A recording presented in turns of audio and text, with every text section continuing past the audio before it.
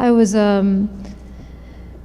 some years ago, I was a physician on the faculty at Hopkins, an anesthesiologist, mother of 3, and in 2006 I was diagnosed with leukemia, and it had a pretty poor prognosis. After some years of being sick, I was introduced to the possibility of being a participant in the study, as a volunteer in the study of cancer and post-traumatic stress at Hopkins. Boy, that light is bright. And I'm just here to share as a volunteer that the impact that study had on my life was enormous and has continued to be. From the initial time that I spent with Mary, who was my guide, and the whole sort of family who run the study, and the safety that I felt to be able to let go and face some demons and go deep into some pretty difficult and sad places, grieving the loss of my career, of my motherhood, of really my whole identity, the loss of my father who had recently died, and then just a bunch of childhood sort of traumas, was,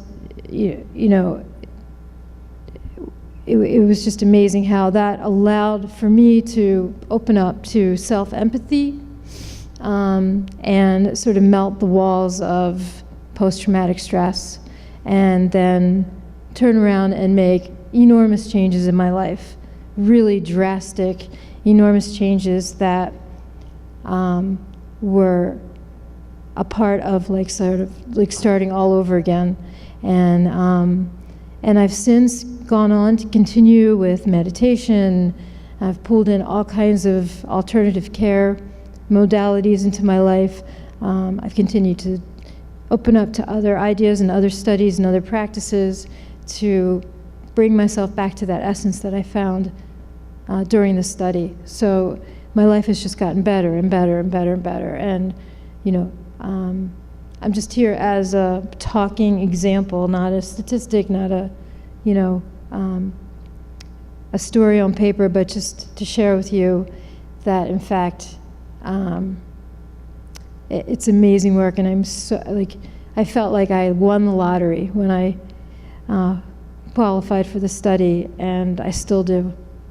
So, and if anybody has any questions, I'm happy to answer. Any questions?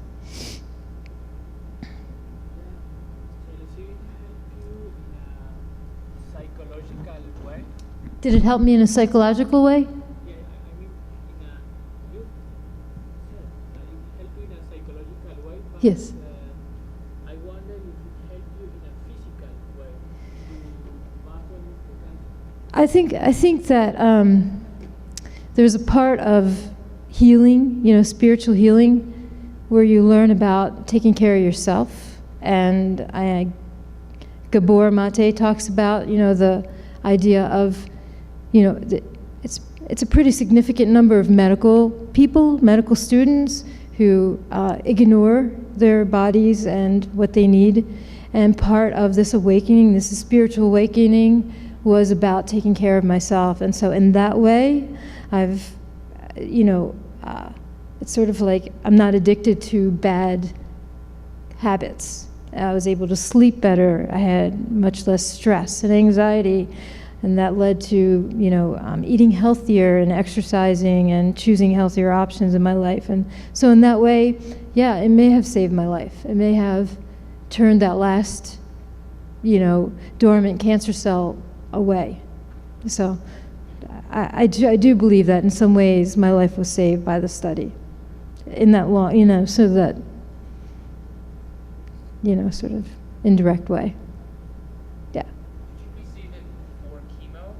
No, I didn't. I had gone through pretty intense chemotherapy, full body radiation, bone marrow transplant, and I don't know, 4 years or so of severe complications from rejection. And when I was stable enough, I did the study. And by then I had undergone quite a bit of trauma. Yeah. Anybody else? Yes. Did you? No. No. If someone was terminally ill with cancer and they weren't familiar with the psychedelic experience and had a jaded view of psychedelics as a whole, would you have any advice in talking to them? Yeah. About the benefits of Yeah, that's a really good question. Somebody asked that when I talked yesterday.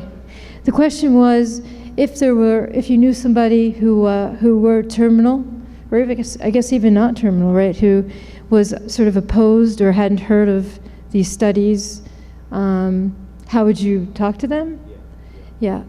I think it's a really important idea to try and get more and more volunteers to voice their stories. Because, I'm just a normal sort of subject, pretty,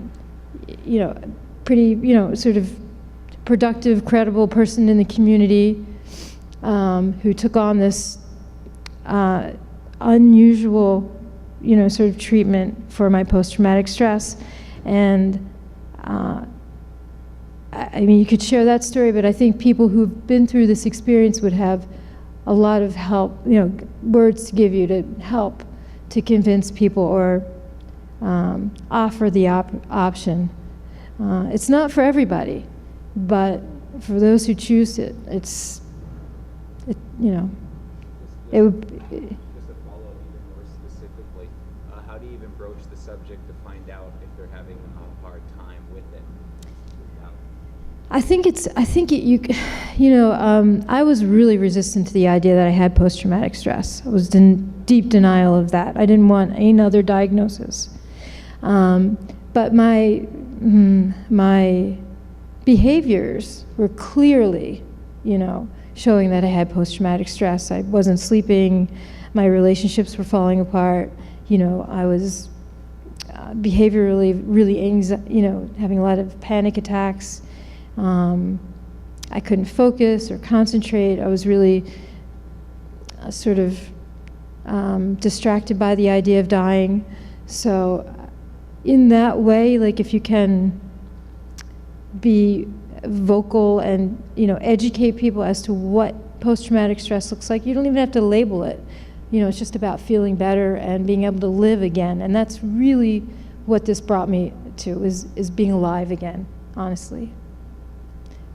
How many psilocybin sessions did you receive, and how quickly did you start to feel a benefit from it? So I had 2 sessions. They were about a month apart, about a month and a week apart. And it was immediately after the first session that I began to make huge changes in my life.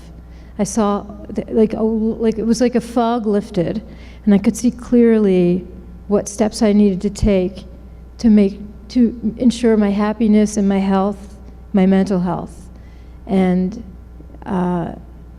it was immediate. It was immediate. It was during the session, really, that I started to have all these insights and downloads about what might lead me to health. Would you describe it as a mystical experience, as that's defined by people who have given talks here? Yeah. Yes. It was one of, if not the most memorable experience of my life. Absolutely. I came to it as a pure scientist, atheist.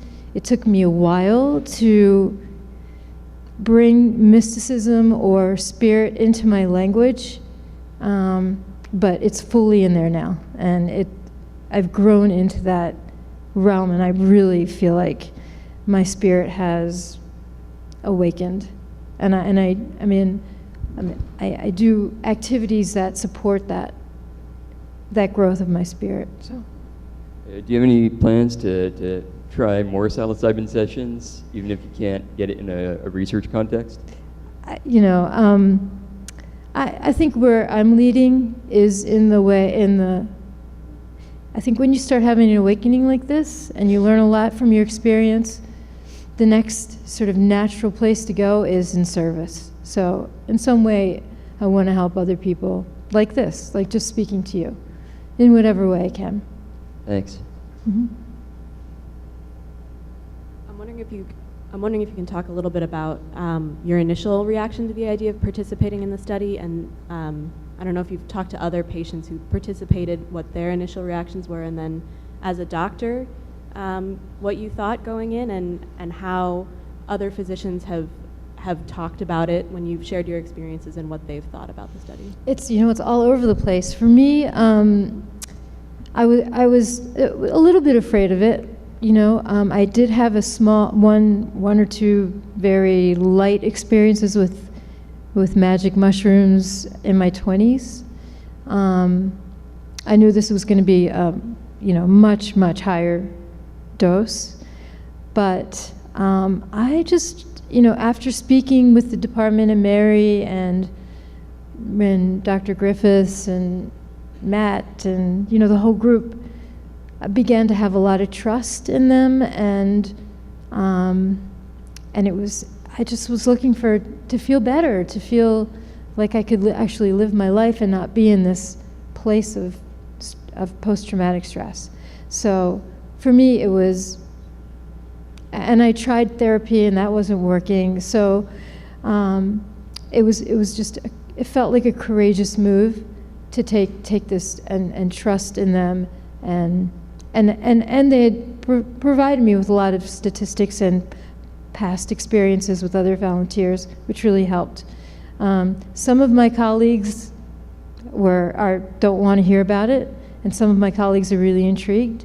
I gave a nice talk to the Department of Oncology, and it seemed really well received, but it didn't generate a lot of more interest or patients. So I'm not really sure how to do this except to just keep pushing forward and keep telling my story and getting other people to tell their story. And I do feel like there's a groundswell. I feel like the safety issue is being addressed really, really well. And the really safe way in which these studies are being conducted are getting out there, and stories like mine are getting out there, and hopefully it will be less of a fear for people, for physicians to suggest to their patients, and for patients to actually take the chance and be a part of the study. Thank you, guys.